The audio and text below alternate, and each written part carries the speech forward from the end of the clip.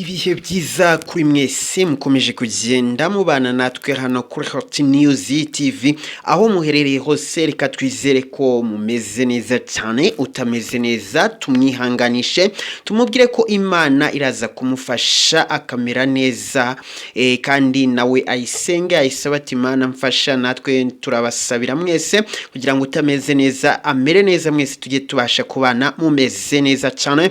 Tugarutse mu mwanya tugenda tureba uko hirya no hino haba haramutse binyuze mu bitangazamakuru, ku mbuga nkoranyambaga ndetse n'amakuru tuba tugenda tubona hirya no hino.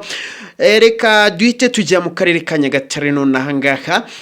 Harimo kuvugwa inkuru ibabaje cyane, inkuru iteye agahinda, inkuru y'umusirikare waje kuba yava muri misiyo cyangwa se mu butumwa bw'akazi ahita yica umugore. Hari amakuru amwe rero twafashe ashobora kuba yaratumye uyu musirikare yica umugore we. Namwe muraza kwiyumvira, njya mbabwira ati inkuru nk'izi tuzikora kugira ngo tugende tunigiramo.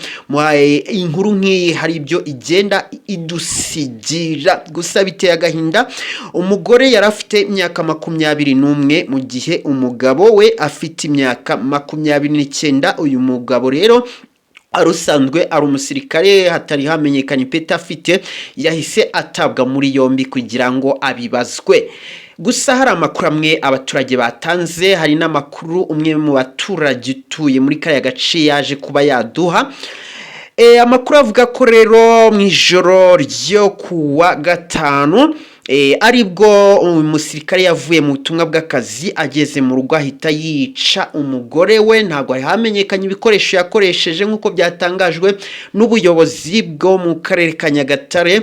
Gusa amakuru atangwa n'abaturage avuga ko bishobora kuba byaratewe no kuba ababyeyi b'uyu musirikare baramubwiye yuko ngo umugore we atitwaye neza ubwo yarari mu butumwa bw'akazi. Umugore ngo ntabwo yasigaye yitwaye neza.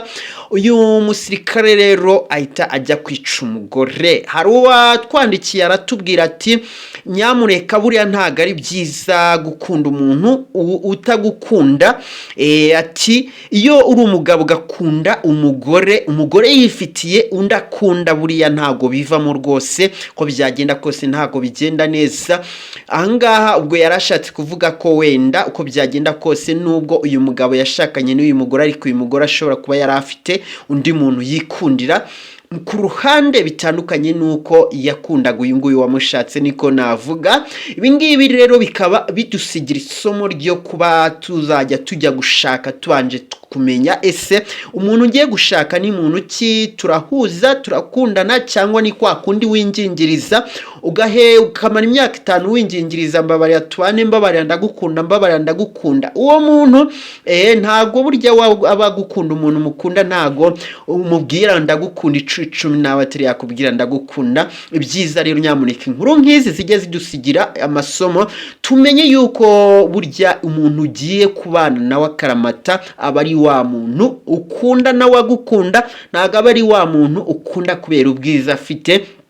Jya ureba umuntu ukunda wenda basi asigara bukunda bari hari, ariko niba batagukunda oya, reba wa muntu muhuriye ku rukundo, kuko niwe muzajya mubasha guhuza. Amakuru rero avuga yuko ibi byabereye hariya mu karere ka Nyagatare. Mwabyumvishe ko ari mu ijoro ryo kuwa gatanu. Vice Mayor ushinzwe iterambere ry'ubukungu wo muri aka karere ka Nyagatare, Matsiko Gonzague, akaba yabwiye itangazamakuru ko buriya bwicanyi bwabereye mu mudugudu munini, akagari ka Rugarama, mu murenge wa Musheri byo muri aka karere ka Nyagatare, tariki ya 22 Kamena 2025. Ubwo rero turasigara tureba ese uyu musirikare by'isobanuro yatanze nibihe, dore ko abaturage basaba yuko uyu musirikare yazaburanishirizwa mu ruhame, kuko bavuga bati yakoze ibikorwa bigayitse cyane. Iki gikorwa kiragayitse, ariko abandi baturage bakavuga bati nyamuneka niba uri umugabo ntukumva amabwire y'ababyeyi, ntukumva amabwire y'abantu, jya wowe wishakira amakuru, kandi ni nabyo kuko hari n'uwaguha amakuru agira ngo abone urugo rwanyu rusenyutse.